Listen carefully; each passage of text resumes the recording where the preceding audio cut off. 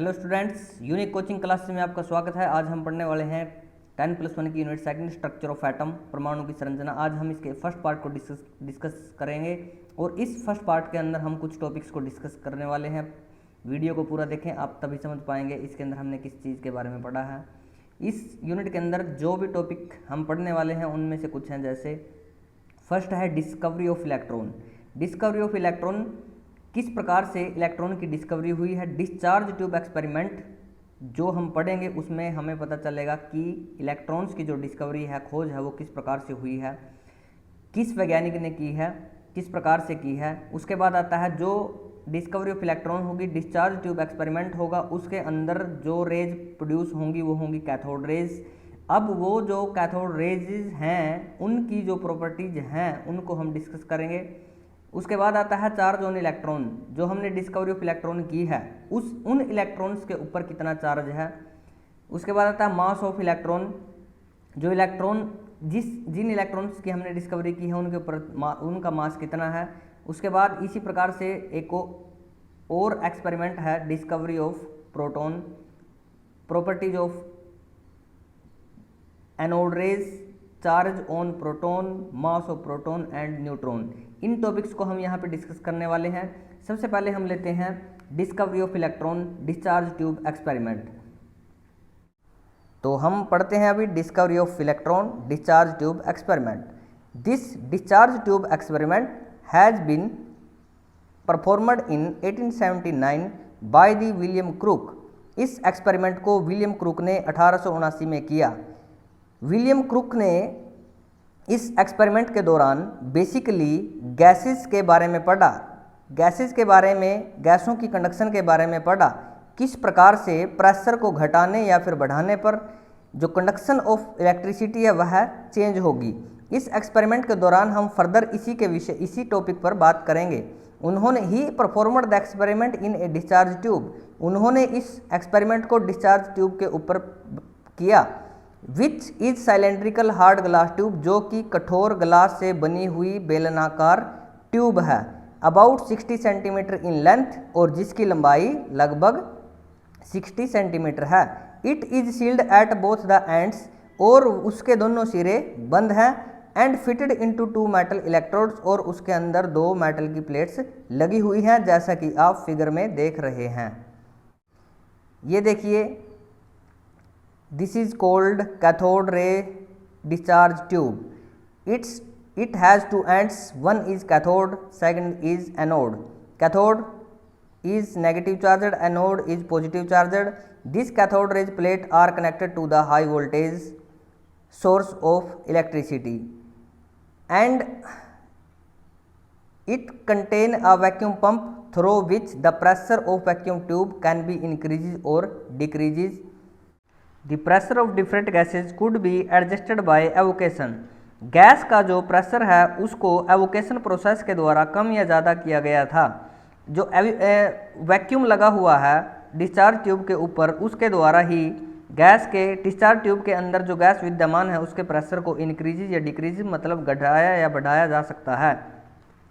उसके बाद when sufficiently high voltage is applied across the electrode, जो इलेक्ट्रोड डिस्चार्ज ट्यूब के अंदर हैं यदि उनके ऊपर हाई वोल्टेज को अप्लाई किया जाता है, current start flowing through stream of particle, एक कणों की नदी के रूप में जो करंट है बहना शुरू कर देता है इन द ट्यूब के अंदर, फ्रॉम द नेगेटिव इलेक्ट्रोड से पॉजिटिव इलेक्ट्रोड की तरफ।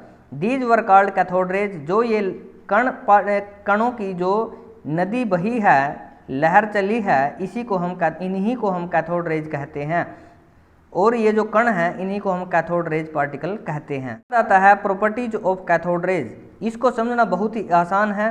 इसमें फर्स्ट पॉइंट जो दिया गया है, cathode raise travel in straight line. Cathode rays जो होती हैं हमेशा सीधी रेखा में गमन करती हैं।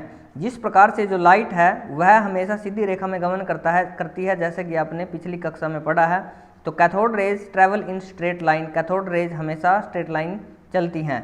यदि कोई पार्टिकल, या वो लाइट हो या कोई पार्टिकल हो, इस बात का पता लगाना है कि क्या वह एक्चुअल में ही स्ट्रेट लाइन में ट्रैवल करती है।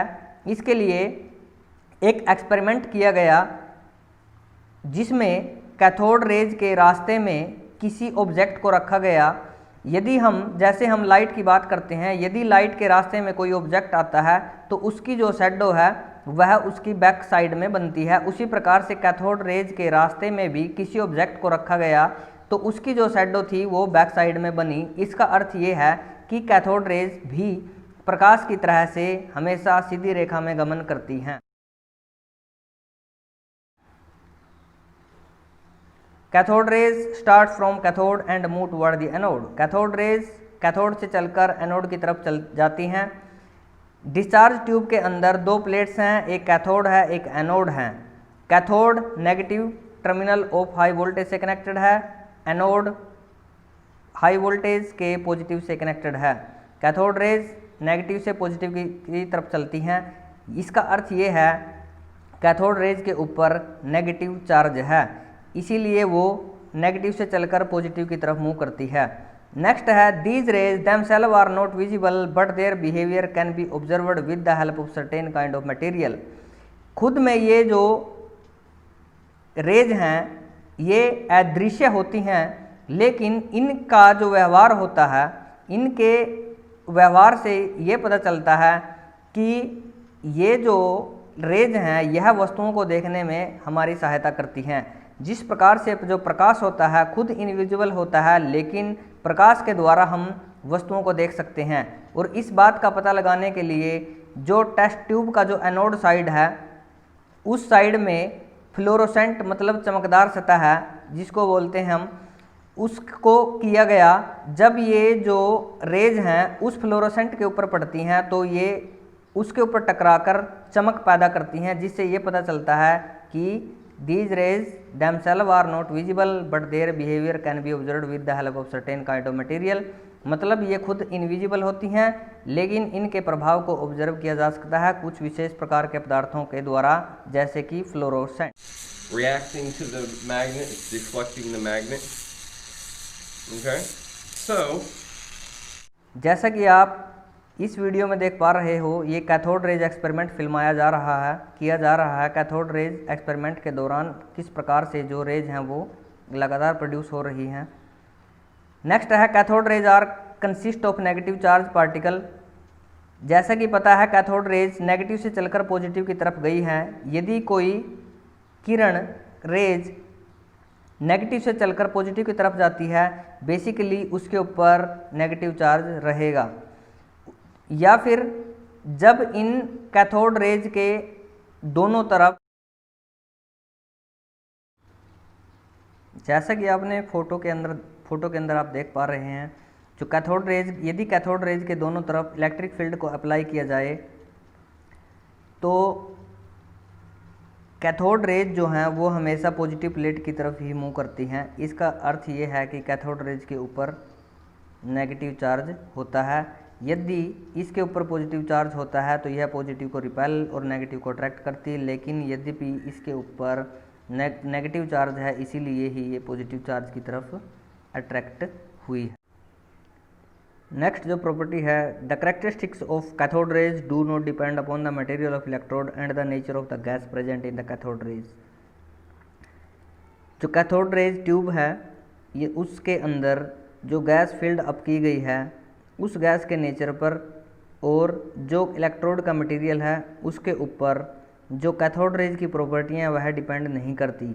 यदि कोई भी गैस हो, किसी भी मटेरियल का इलेक्ट्रोड हो, यदि वे कैथोड रेज हैं तो उनकी प्रॉपर्टियाँ हमेशा यही रहेंगी। एक प्रॉपर्टी इसमें नहीं गिवन है, मैं उसको ऐड कर देता हूँ। The cathode rays have magnetic effect. Cathode rays के चुंबकीय प्रभाव होते हैं। नेक्स्ट बारी आती है चार्ज ऑन द इलेक्ट्रॉन की।